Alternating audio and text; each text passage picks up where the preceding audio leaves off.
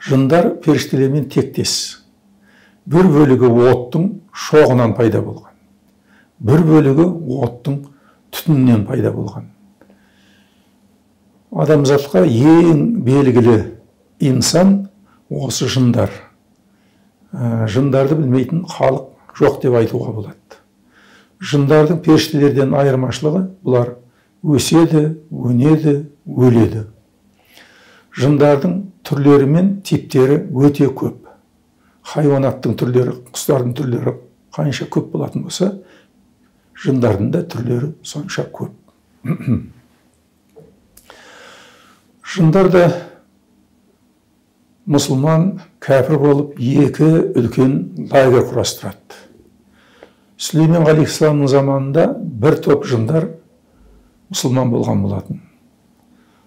Пайғамбарымыз Мұхаммед Мұстафа саллаллаху алейхи вассаламның заманында Құранды тыңдап, оларға ұнағаннан кейін көптеген жындар қалпына келген ислам дінін қабылдады. Мұсылман жындардың ішінде оқымыстылары, ғұламалары көп кездеседі. Ал оқымағандарының ішінде махаупестер кездеседі. Махаупестер деген сөз оқымаған, ақылы жоқ жын деген мағынаны білдіреді. Кейде білмейтіндер мұны адамдарға да пайдаланып жібереді бұл сөзді. Енді кәпір жындар әдетте шайтанның жетегінде жүреді. Жындарға тауды қопару, тасты жару түкке де тұрмайды. Бұлар қара күштің иелері. Әдетте адамдардың төңірегінде періштелер жүреді. Жын адамның қасынан өткенменен оны көре алмайды.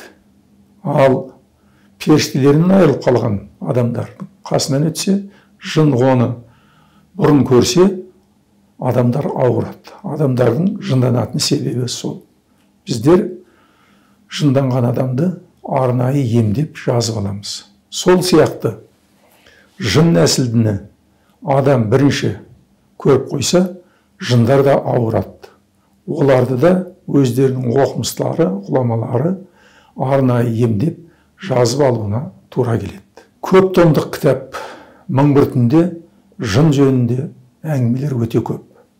Бұл ертегі емес, бір замандағы болған шындық. Қағазға түскеннен кейін біздің заманымызға дейін жетіп отыр.